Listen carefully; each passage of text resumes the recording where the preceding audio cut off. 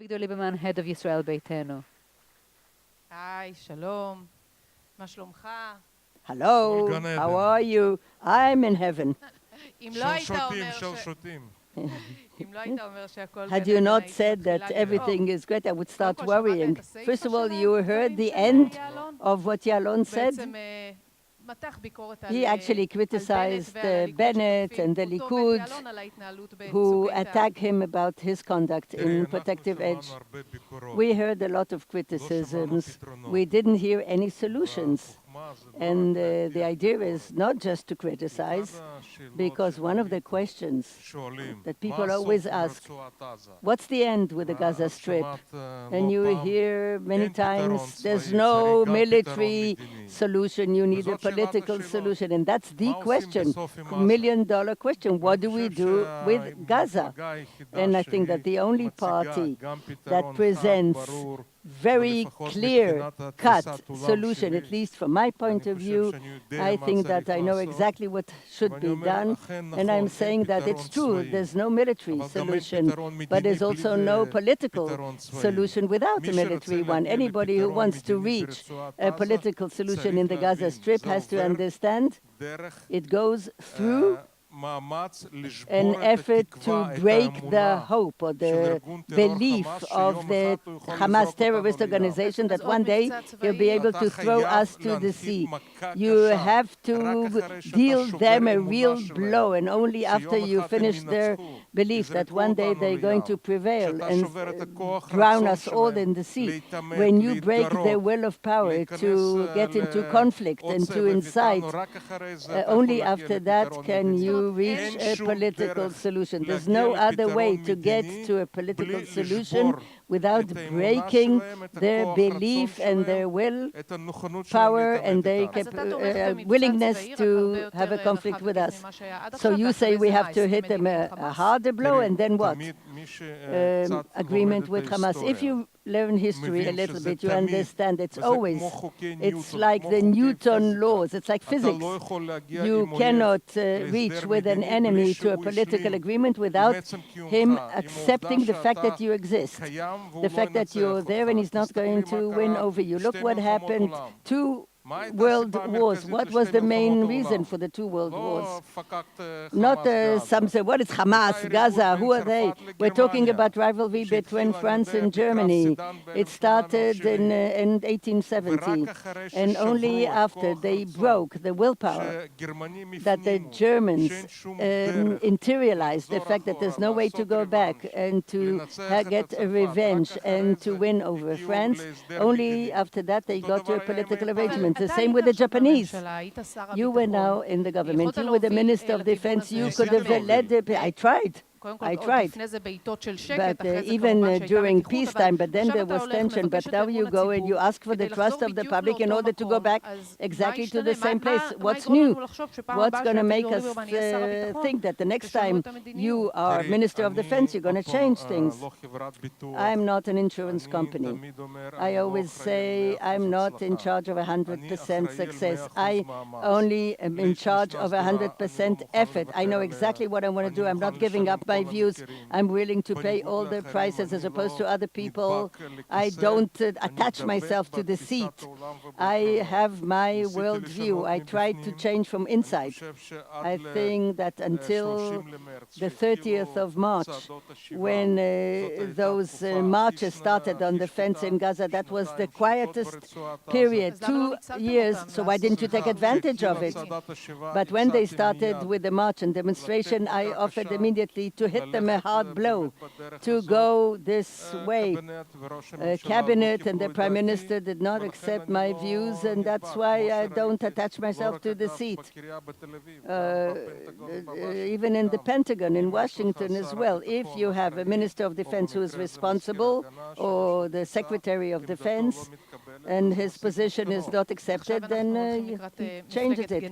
Now we're talking about a party of generals. Are you going to cooperate with them?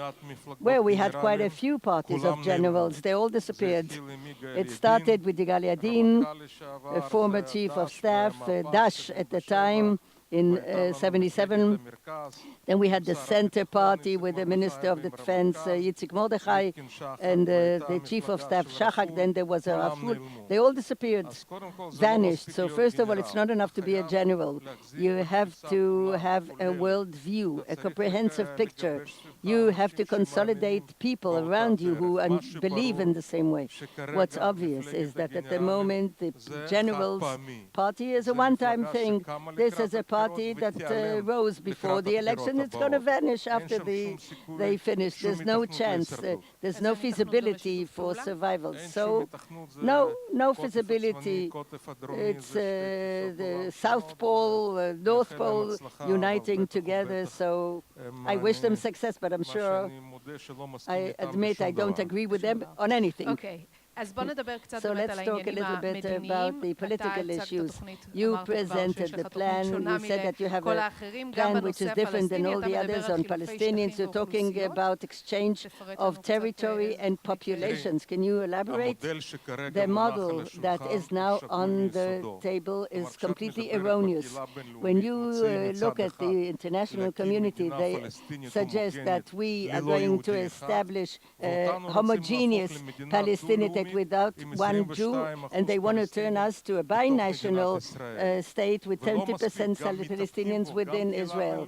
And it's because we are so stupid, and also we became nerds. We became nobodies, people who are really traitors, but they're also members of Knesset in the Israeli parliament. That MK who says on television that as far as he's concerned, the flag of Israel is less than a wash rag, he's ready to die, but not to sing the anthem.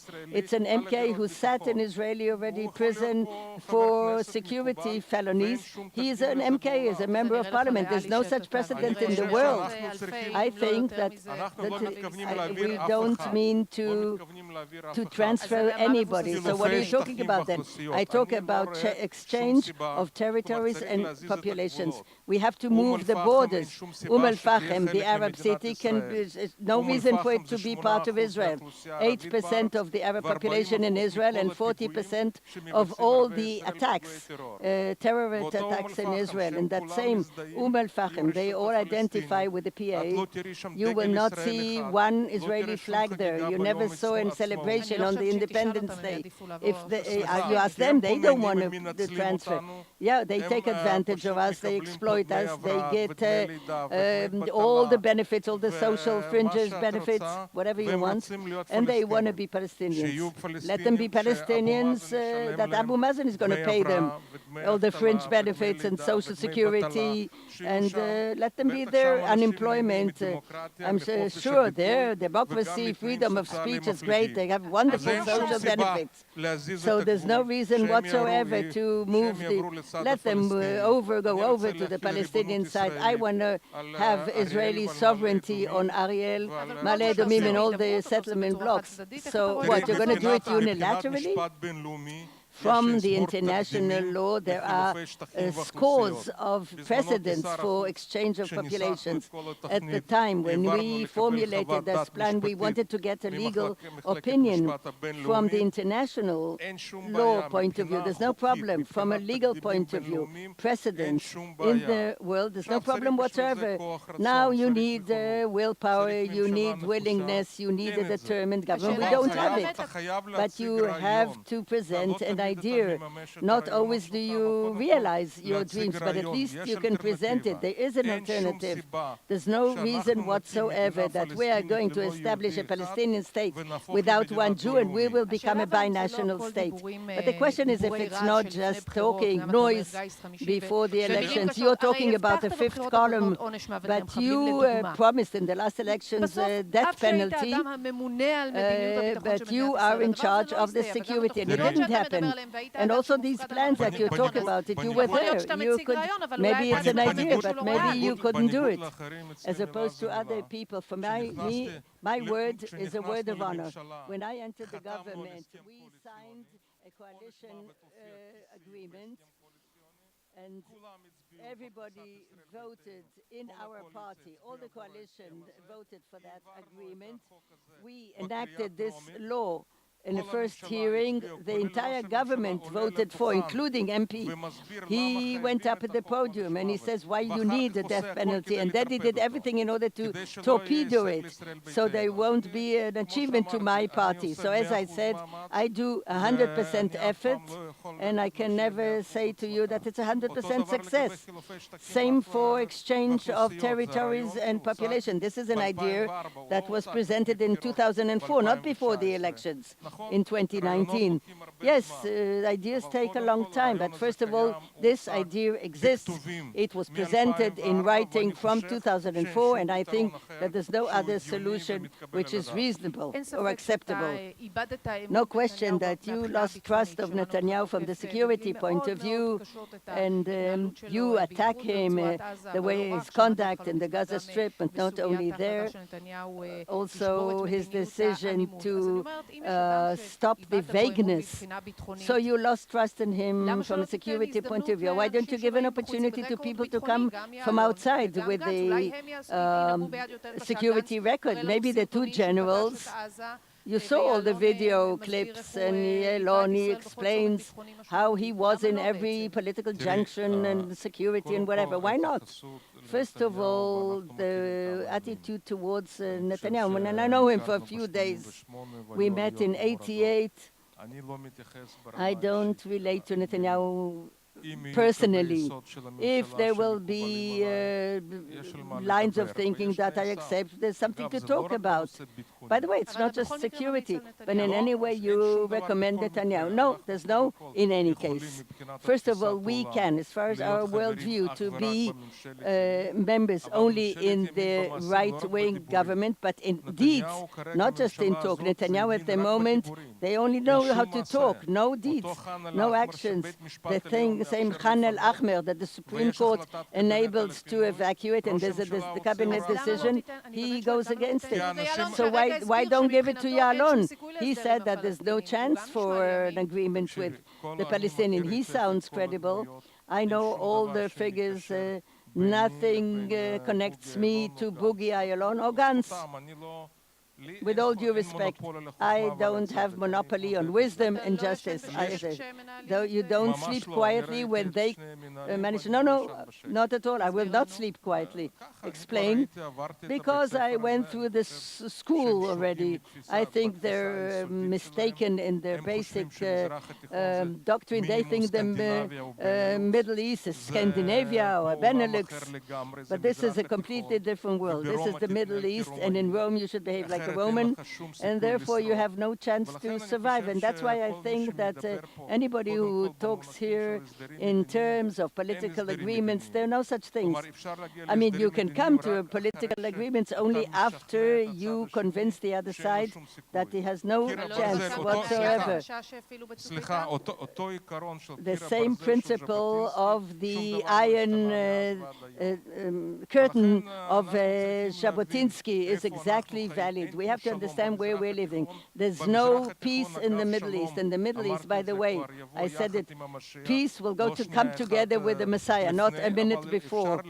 But you can get to political agreements or arrangements that you can back with your military capability and real power.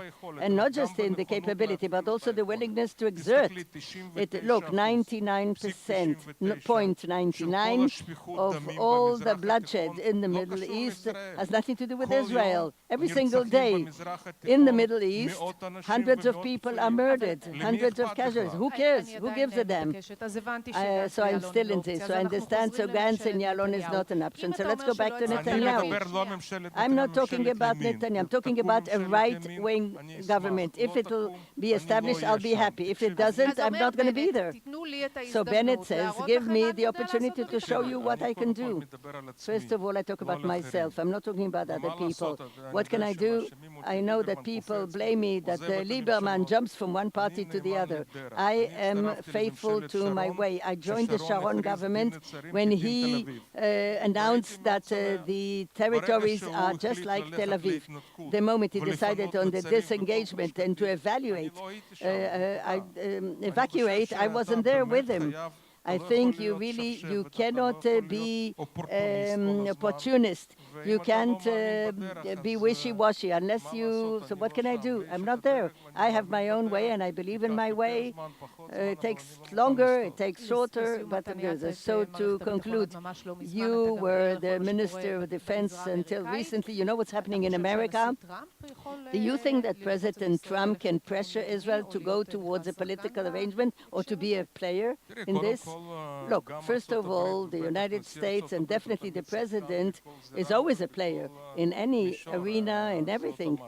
This is the biggest, the largest superpower, and it's also our strategic ally, the only real one. In any case, they are players.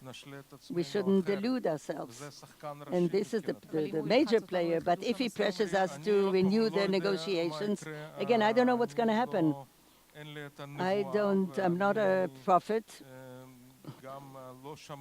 and I didn't hear that there is a ready plan, proper plan that you can show it. Everybody's talking about all sorts of parts of this plan. I didn't see any full plan. I'm not sure it exists. And let's first of all finish with the elections, then we'll talk about everything else. Avigdor Liberman, thank you very much.